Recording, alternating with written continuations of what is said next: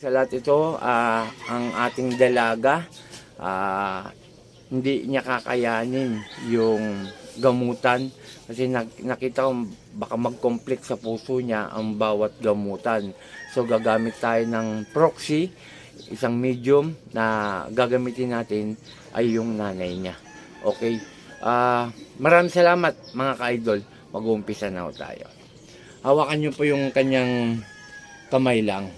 Okay, demonyo pong papasukin natin na kasi demonyo nagkakagusto sa kanya. Tapos yung palipadangin, kaedad niya lang yung babae. No? Saglit lang po ito, saglit lang.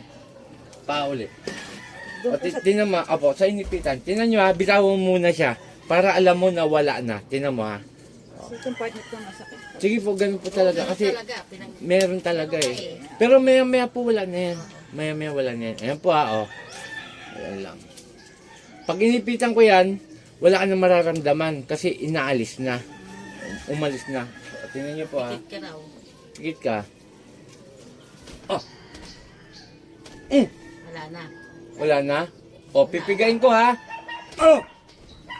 O, wala na. Bakit kanina hindi ko pinipigang todo? Nasasaktan ka. O, pero pag ginawakan mo siya, hawakan niyo po siya nanay. O, tinan mo. Hindi ko pipigain yan. Tinan mo. Demonyo papasukin natin. Satur, Arepo, Tenet, Opera, Rotas. Po! Oh, ito lang tanong ko. Ikaw na yung demonyo. Sagot lang.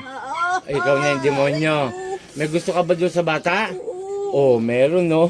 Oh, nasipingan mo na siya? Ilang beses? Ilan lang? Paano hindi mo alam? Huli ka na eh. Paano hindi mo alam?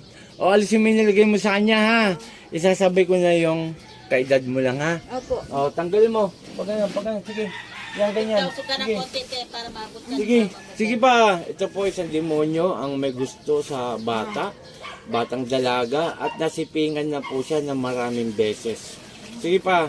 Huwag kayong ng tao. Ibang mundo nyo, ha? Opo. Ha? Opo. Sige, tanggalin mo lahat yan. Tanggalin mo, ang dami mo nilagay, may laway-laway ka pa sa dibdib, oh. Walang iya ka. Ano? Kaya tanggal mo na. Sige, tanggalin mo lahat yan. Rexum! Po! Sige pa. Kaya tanggal mo na. At dadalhin kita kung saan ka talagang nababagay. Hindi ka bagay dito sa mundo ng mga tao. Sige pa. Ano? Lakasan mo! Natanggal ko na! Galit pa oh. Nasigaw pa yung demonyo. Sige pa. Ayan po, ginamitan mo natin ng proxy kasi po yung anak niya, nakikitaan ko na hinaan ng loob. At yung puso niya nakita ko baka mag-conflict ko. Ayan no, baka magkaroon na ng problema. Kaya gumamit tayo, yung nanay niya po ang ating inipitan at pumasok po yung demonyo. So ganito po na-explain ko lang para yung hindi mahirapan din si nanay. Yung sa palipadangin, yung kaedad niya, isasama na natin, sabay-sabay na po yan. Hindi natin pwede yung pagkatas ng demonyo, tapos iipitan ulit natin. Hindi po pwede, mahirapan po ang ating proxy o medium. No po? O, sige, gagaling ang lahat yan. Huwag kayong nagkakagusto sa ng tao ha. Ha? Sige pa. Matagal mo na palang gusto yan. Oo. Ha? Oo. Ayan po sumasagot ang demonyo, ang haba ng sungay, baluktot pa ang kanyang sungay. Tagal na? Oh, matagal na. Tagal. Ganun ba? Eh di pagka naliligo yan, nandun ka rin. Oo. Ay hindi pwede ganun. Kasi yung pintuan nila nakabukas lagi. Jerry, demonyo Lagi sisipingan yung dalaga. O, tinan mo. Ano na ka mo? Bakit yung pintuan ng CR, ano? Hindi yung pintuan nila sa harapan. Lagi nakabukas yun sa umaga. Maaga pumapasok to. O, tapos, Ayun. pag naliligo, nasa CR ka rin. Oo. Oo. Demonyo, ba ng sungay, oh. Tagilid ka eh. Grabe ka, demonyo ka. Maganda to eh, oh. Maganda. Ay. Sige, tanggalin mo lahat yan. Ako, nanggigigil ako sa'yo. Hindi na maulit. Pero mo, ang sangsang mo, ang baho mo. Hindi na maulit. Sige, talaga hindi na maulit. Hindi na ba? Parurusahan kita. Hindi na siya. Hindi na, wag na. Sige ba, anong wag na? Anong wag ng parusahan? Hindi ko na talaga siya babalikan. Hindi na babalikan. Promise yan. Hindi ko na Sinungaling kayo. Hindi, totoo. Sige, anong hindi totoo? Hindi. Ah. Hindi na maulit to talaga. Sige, Tatanggalin ko na ito. tatanggalin mo na. Talagang tanggalin mo lahat yan. Tanggal natin, hindi na to ulit. Sige. Hindi na maulit. Oh, kunti na lang. Kunti na lang. Ganado ka, ha?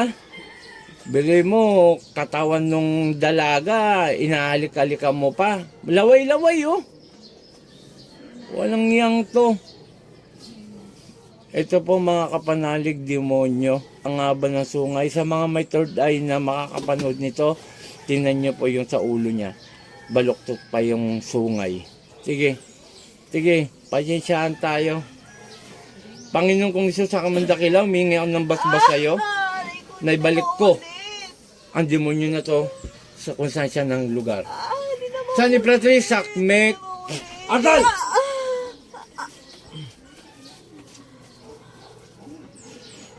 Irog-irog lahat ay madudurog. Puh!